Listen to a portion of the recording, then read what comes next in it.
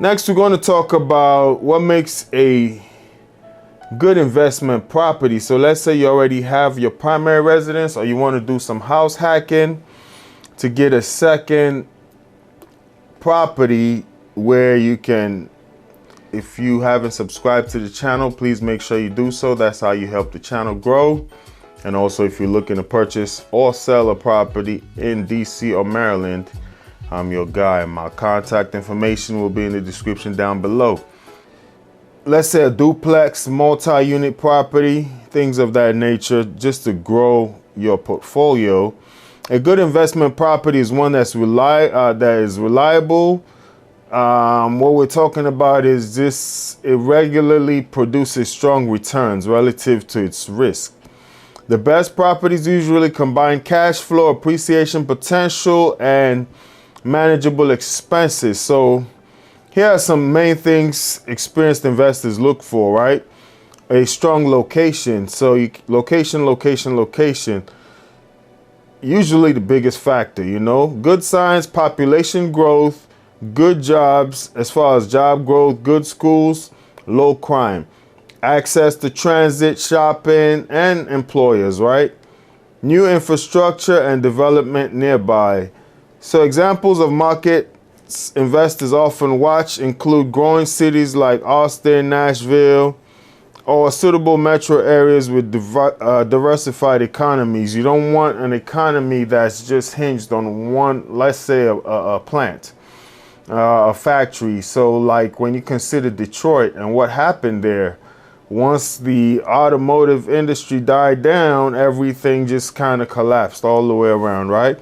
Positive cash flow. The property should ideally generate more monthly income than expenses.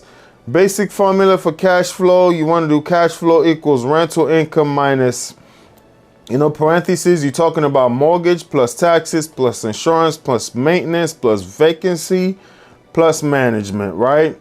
So when you do all those expenses minus your rental income, that equals your cash flow. So you want positive cash flow, which gives you stability during downturns and the ability to reinvest. Protection against unexpected repairs. That's what a positive cash flow does for you. Good cap rate. So the cap rate helps compare investment properties. So you do cap rate equals net operating income divided by the property value times 100%, right? General range, you're looking at 4 to 6%. Low risk divided by, just low risk. And then 6 to 10% strong cash flow. Very high cap rates can signify higher risk. Keep that in mind. Appreciation potential is another thing you want to look for a good investment property. Some properties don't cash flow heavily today, but grow significantly in value over time. So look for limited housing supply. So you want to check the inventory. Increasing rent, neighborhood revitalization, new employers entering the area. So like here in the DMV, they call Northern Virginia Data Alley, right? A lot of data centers are going there. Can be positive, a lot of jobs are coming, but how about the noise in the neighborhood? So you want to keep those things into consideration. Then the rent demand, property is only valuable if people want to rent it. Strong indicators are low vacancy rates, rising rents, nearby universities, hospital, or employment centers, right? Good amenities all around the area. Those are just strong indicators for good rent demand. Reasonable purchase price is another thing you want to look for great investment properties. So great investment properties will signal buy at a discount whenever possible, right?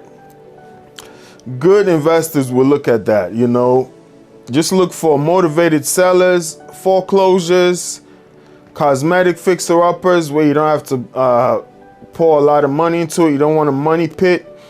Under market rents that can be increased, So when you see the rents there are low, if you touch it up, you can get more money on that rent.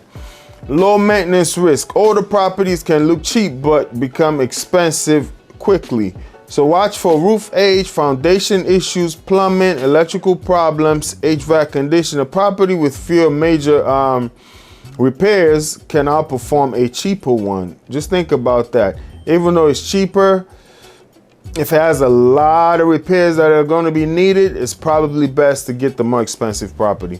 Then you'll also want to look at financing that makes sense. Interest rates heavily affect returns. Many investors analyze the down payment size, the interest rate, loan terms, monthly debt service.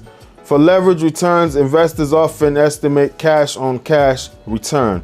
Cash on cash return can be calculated by doing the annual pre-tax cash flow over cash invested, right? Multiplied by 100%. So that's the annual pre-tax cash flow divided by the cash invested times 100%. Then one other thing you want to check out for if you're looking for a good investment property is the exit flexibility. And good investment properties usually have multiple exit options, meaning long-term rentals, short-term rentals, house hacking. You can flip it, you can refinance it, you know, you can sell to owner occupants. Flexibility reduces risks, because if you got multiple ways to get out of that loan or your cash, if it's tied down, and you got multiple exit strategies for that property, that's a great sign. The last key point would be numbers that work conservatively. You know, experienced investors assume repairs will happen, vacancies will occur, taxes and insurance will rise. A deal that only works under perfect condition is usually risky. So the deal should work under varying conditions, right? If things go wrong, this deal still should make sense. So common beginner mistakes: they buy based on emotion, right? They underestimate maintenance, they ignore vacancy cost, overestimating rent,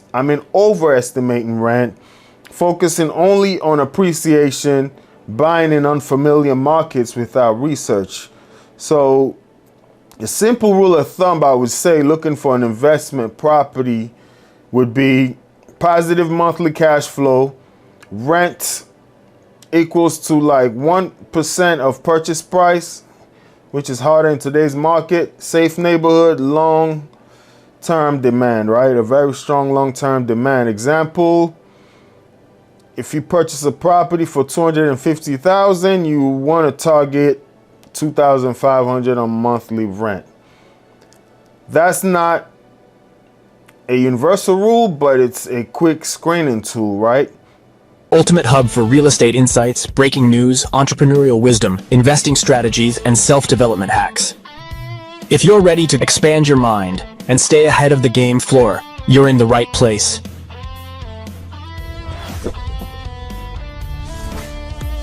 Subscribe now. Your future self will thank you.